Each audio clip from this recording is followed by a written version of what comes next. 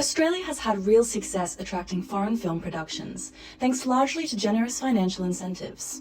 The Australian Screen Production Incentive offers a 30% rebate for eligible foreign productions being filmed here, plus an additional 30% for post-production and VFX work done on Australian soil. These benefits are extended to producers from 9 partner countries, supporting job creation and industry development at home. However, these incentives often prioritise economic gain over cultural value.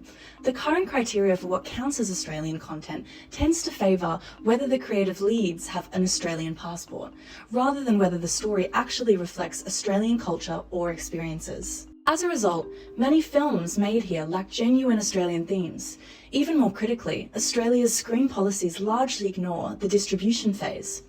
As Harris points out, without adequate support for marketing, cinema release, and streaming visibility, national films risk being made but never meaningfully seen. A circular funding model covering a film's entire life cycle from production to distribution would go a long way to fixing this. Meanwhile, other countries treat film as more than just an economic asset. In Europe, for example, film is tied to preserving cultural heritage. In China and South Korea, film and pop culture are central to national branding, tourism, and soft power. Their governments actively invest in storytelling that reflects and promotes national identity. Australia's heavy reliance on foreign productions leaves it vulnerable. For example, when the Trump administration proposed a 100% tariff on non-US films in 2025, it jeopardized 35,000 Australian jobs and over $1.2 billion in investment. To build a resilient screen industry, Australia must move beyond just offering rebates.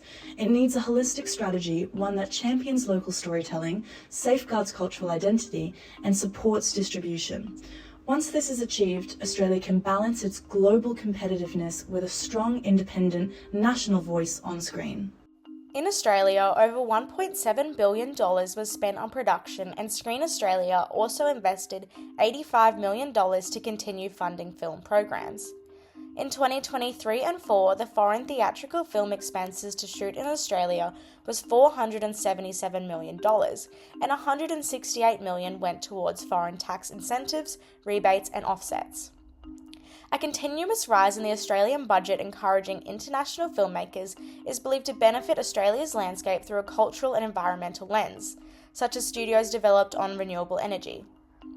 In 2020, $400 million was added to the location incentives in hopes to provide to the job market and benefit local businesses through higher budget productions.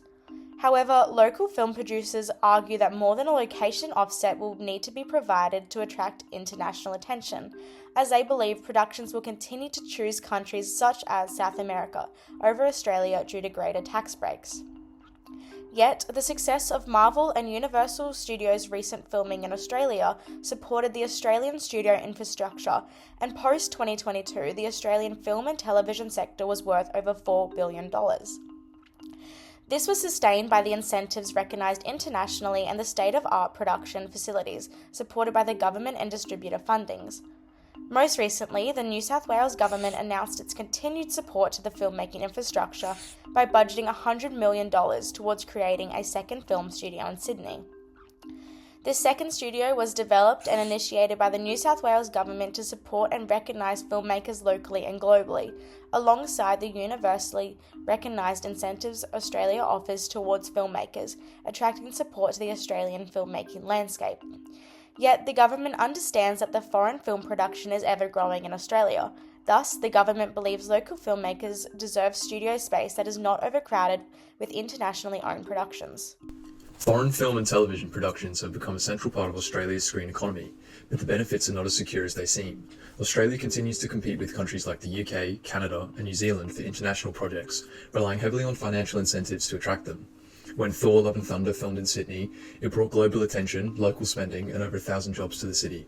Likewise, Apple's Never Fall, a US streaming series shot in Queensland, contributed approximately $135 million to GDP and created 1,700 jobs across accommodation, catering, construction, and post-production sectors. These productions support a wide web of Australian industries, bolstering regional economies and building technical capability. However, the scale of these benefits is not always evenly felt. According to the 2023-2024 drama report from Screen Australia, international features shot in Australia accounted for $346 million in expenditure, while Australian features received only $95 million. This disproportionate investment raises concerns about the long-term support of culturally rooted national stories. Local producers report difficulties accessing studio space and securing experienced crews during periods of peak international activity. Larger foreign productions are able to offer higher wages, leading to scheduling conflicts and resource scarcity. As veteran producer Brian Rosen noted, they take up all the crews in the studios and they're paying much more than I can afford.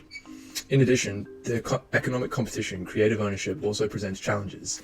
While local crew may be employed, key creative roles such as directors, screenwriters, and lead producers are often filled by international talent.